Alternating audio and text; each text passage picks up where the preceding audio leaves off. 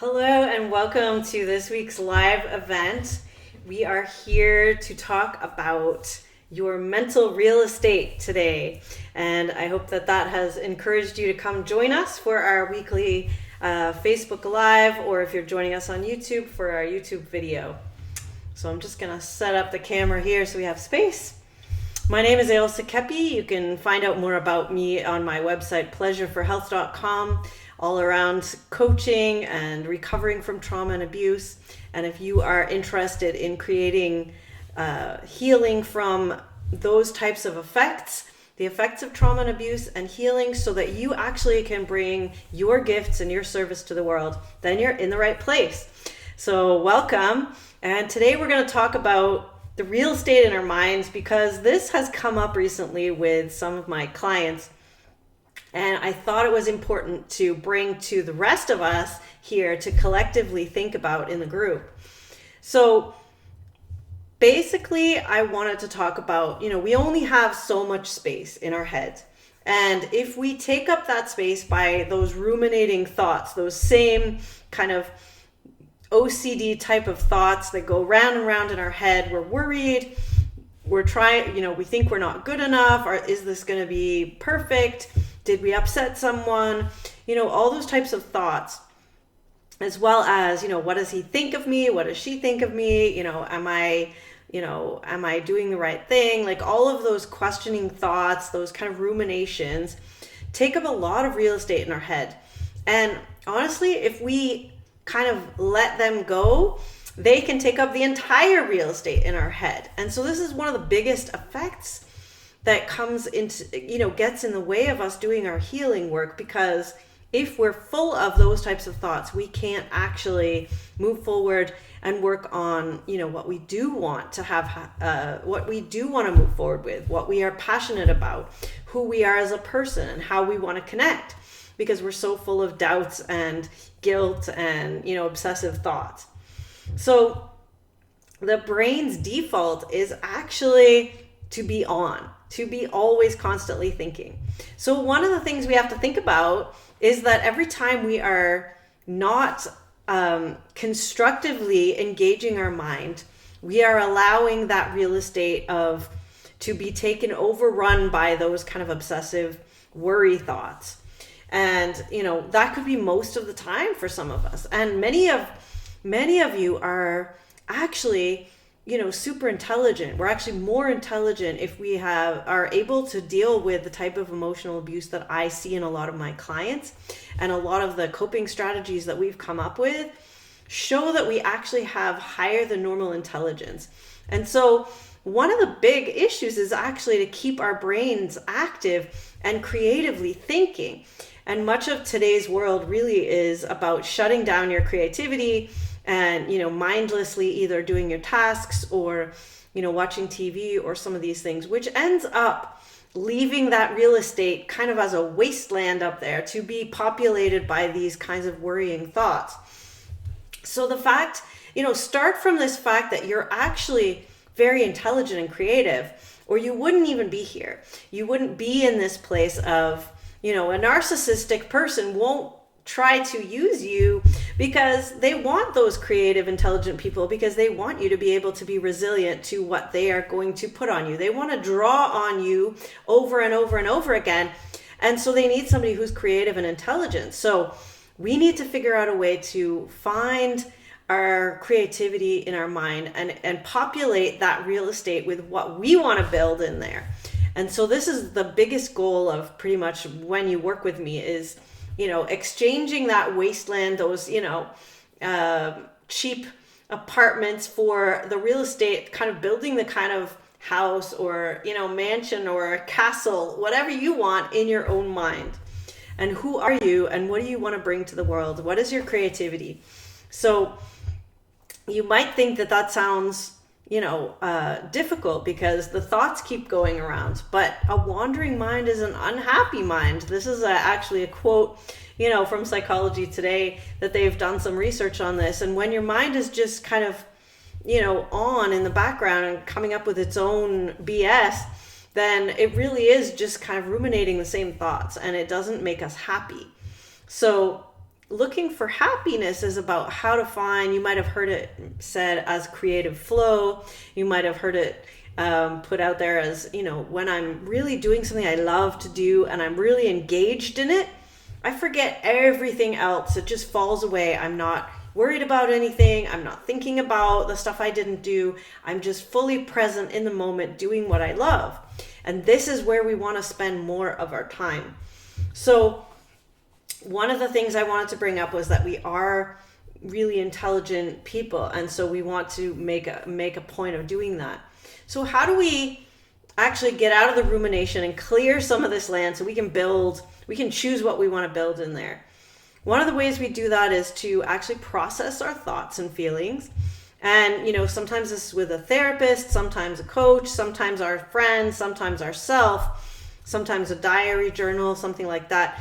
But actually getting those thoughts out of your head, you either talk about them with someone or you process them, you write them out and you work with it, can help. Because if some of those thoughts come from, this is what I have to help people with a lot, is those thoughts that, does he like the way I look? And, am I good enough? It comes from sort of deeper layers. So if you work with someone like me or another type of coach or therapist, you might notice that, we can start digging underneath that. What are the thoughts and feelings and beliefs? Maybe you get to that actually core belief that is making you think that. Why, what is that thought or belief that is creating all those ruminations and worried thoughts? And if it's something like, no one ever paid attention to me, and your coping strategy as a kid was, well, I'm not worth paying attention to, or I must not be lovable because no one pays attention to me, or I'm not worthy of being seen, then that's kind of a core belief, and we have to go back and engage with that part of ourselves and reparent ourselves, which is part of the training that I do with people. So how can we go back and do that? So, this is the type of work that we want to do.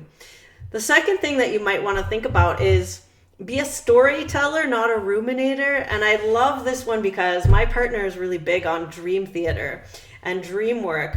And, if we think about a dream or like as a ruminating thought, we could tell it as a story. It could be, I walk down the road, everybody looks at me, thinks I'm not good enough to be here, laughs at my clothes, or whatever the story is, right? We could tell it as a story. We could actually play it out as a story rather than kind of as worry thoughts, like, oh, I wonder if they like me. Oh, I wonder if I'm good enough, We could actually start saying, here's this character walking down the road and here's what they're noticing. And in doing that as a story, we can actually come to some resolution of a lot of these feelings.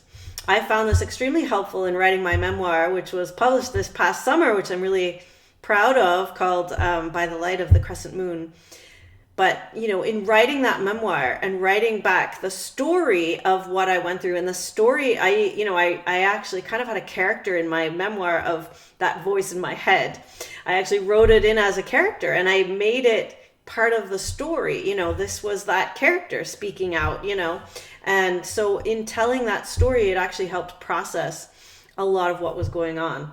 So if you like telling stories, or you like writing stories, or you like drawing stories, or you just, tell stories to your partner or your kid when you wake up, tell about your dreams, these are really helpful in the way of getting it out of your system. One other thing that's interesting is, actually talking to people that you maybe know peripherally or know like work colleagues or, friends that you haven't really gotten that deep with, and asking a deeper question.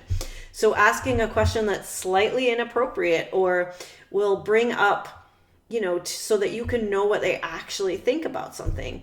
And this is a really scary thing right now because we're all afraid to actually ask anyone what they really think, because we're all kind of like, oh, I don't, I might offend them. I don't know if I don't want to start a fight. Maybe they won't like me. But if there's something that, you're curious about, like, how did you feel when you had your second child? How was it for you when you, took that job that you weren't sure you were qualified for? Like something a little bit edgy, but not too edgy, that actually invites the person to think about an answer, and maybe they'll, invite a slightly deeper intimacy with you as well. And this can really add to getting us out of our heads, our ruminations, because now we're actually really engaging with someone. So this is important because in this day and age, we don't do a lot of engaging with people. We don't have a lot of opportunities for going deeper with people. It's all surface stuff, and it all has to be perfect, and the image and the saying and the quote and everything has to look perfect. But this is not real people. This is not really interesting. We're interested when we actually see that person in there, that story, that comment that, brings tears to their eyes or something. Then you're like drawn in, woomph, and something engages you. And so we get out of our own ruminations. Along those lines, talking to strangers can be really interesting. Again, not to waylay somebody in the street for a half an hour in the cold, but maybe, taking a little bit of time, like, oh, I really like your coat. I wonder where you got it. Talking to strangers and just noticing what they say. And again, during COVID particularly, we've been encouraged not to talk, not to make eye contact, not to go near anyone. And in this way, they've actually, detached us from our humanness of interacting. And so we end up in our heads way more than we maybe used to. So if you're finding your real estate in your head is actually swamped by your own thoughts, maybe this is one of the reasons why. So whether it's, talking to the cashier or, the bank teller or somebody that you're seeing, or joining in a chat group online might even do the trick if you can get into something where you're actually, honestly, authentically interacting, not by text, not typing, but actually interacting. I've done some really, really deep, sacred classes with some of you in here even, and with my coaching clients when I, even online, when we deeply interact. And you can do that over the screen. So if that's the only way possible, take the time, see if you can find the places for that. Meditation obviously is probably one that we throw out there a lot. I personally find that, I have to meditate in short spells and not get, judgmental about myself if I can't stay there. But something like a candle can be really helpful to kind of focus on, meditating on a candle flame. You can meditate on anything, actually. You can meditate, on your pen. You can meditate on something and just kind of looking and contemplating it. Sometimes if you're out in nature, that really helps, meditating on the tree or a bird or just looking out your window can be really helpful. And so, if your thoughts start spinning, you just bring them back to that thing that you're focusing on. You can meditate on your breath and just notice that. Again, it's a constant bringing yourself back to focusing on something. Coloring books are awesome because they kind of give you something to focus on. As is script writing. I really wish they hadn't taken script writing out of schools because it's one of the best ways of doing a nice meditation, flowing meditation. So, if you're into calligraphy or just script writing in general or patterns, it can be really a nice way to meditate, just that same motion. And anything really with your body where you're moving in rhythmic kind of movement. Walking is great if you do a walking meditation. So many ways. And, we'll have to do a class completely on meditating one of these days. So here's one that was it actually was a little bit controversial, but, it actually works. Focusing on someone else or someone that we want to help actually gets us out of our own heads. Now, here's my issue with this one for our particular niche of people that tend to be over givers and trying to, do everything for someone else. And we kind of forget about ourselves. We probably do this because it gets us out of our heads. So what a lot of people find, and I notice this when I work with women, is that when they get out of their emotionally abusive relationship, all of a sudden, all of that time and energy and that real estate that you spent trying to figure out your partner or, the narcissist, and you're trying to figure out what makes them tick and why they're like that and what you need to do to keep everything on an even keel or all those things. If you suddenly find yourself single and not in that relationship, you can actually end up with a lot of empty real estate up here that requires us to do some building. We need to build something new up there before it just gets overtaken by the next narcissist, really, which is often what happens. So helping other people is great. We want to make sure we are making good choices about that, and that we're not just using it as an escape from our own mind. So it does work, but it could just be the next hook for you and the next abusive situation for you. So this is something I really caution people to take some time with. Work with a coach, get in my program for this time period between you splitting up with your narcissist or you're getting away from that abusive relationship to the time when you're able to actually make good choices about people in your life. There's a gap here. You need someone here to help navigate you and keep you from just ending up going back into another abusive relationship. So please, please, please book your call, as soon as you're out of that relationship and can think straight, a few days out to a few weeks out, once you've got the court, settled, get into a program, get into one of my programs so that we can get you to that next phase of being able to actually figure out what your service, what your gifts are, what really inspires you, and then you can start helping people in a way that's actually healthy. So that's my little controversial, feelings about that one. And then mindfulness is something we work on a lot too. And this is, notice what triggers you and notice what feeling that brings up in you. Is it you stop breathing? Do you have a pain in your chest? Do your hips tighten up? Do you all of a sudden feel, your jaw hurting? So you want to take it and start noticing not just that you've been triggered and that you're suddenly mad, but what does that do in your body?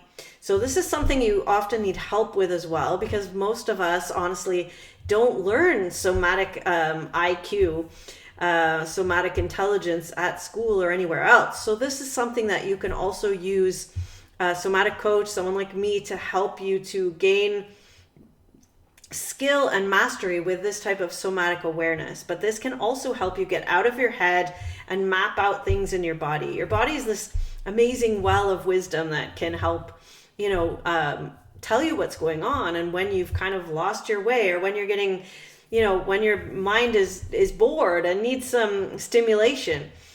So don't give your thoughts so much importance. Don't give those ruminating thoughts so much importance. They're really, our brains just create thoughts because our brain is always on. That's just how our brains work. So we want to plan for this. How are we going to what are we going to do when we start having those ruminations, and how are we going to plan for it? What are we building? And you might have your plan of what you're going to do when you come into those moments of worry that just keeps going around. So, I have my go-to things, which is go for a walk, do something physically active, repetitive, go and bake a cake, or, do something with your hands that's creating something where you have to focus on what you're doing. This can be really helpful. It can be really unhelpful to look at social media or go on your computer or try to think about anything. Go do something repetitive.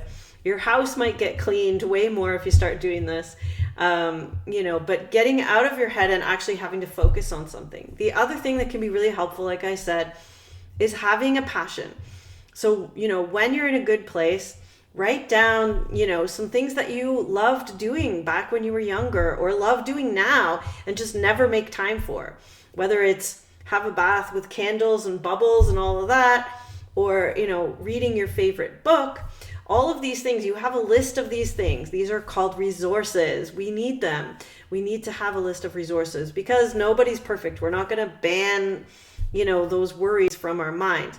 But we can, keep our mind occupied, clear out some of the clutter up there, and, put some of the things that we do want into our mind. What do you want to think about? There's nothing more inspiring than coming up with your 5-year plan, I sit down, actually at the moment, I'm recreating my interest, my programs, what I want to do with people, how I want to do it, what I'm passionate about. And it's, there's nothing more inspiring than sitting down and doing that. Like, I love to help, feed people, whatever it is, it doesn't matter. It's what you're passionate about. And, creating a way to do that. This is something that's so precious. And, sitting at home, letting ourselves just be bored and thinking that we don't have any power to do anything is the worst thing we can do about all of this. So if this has interested you at all, I highly recommend that you, book a call with me. You can go right to elsakepi.com/apply, and you can go straight to my calendar, book a call. Let's talk about what's taking up real estate in your head and how we want to get, what do you want to put in there instead? What do you want to build? What are you here for? Let's get really juicy about that. And, a lot of you that I've talked to have amazing dreams and aspirations, and let's get some of those out there. We need all the, wonderful, optimistic, brilliant, creative people out there that we can. So let's get you on the road to creating fulfillment, and along the way, you'll be happy and peaceful. So hopefully you've enjoyed this talk, and if you missed part of it and you want to go rewatch it, it will be available in the group. It's also available on my YouTube channel, Pleasure for Health. Go there and subscribe, and I will see you all soon.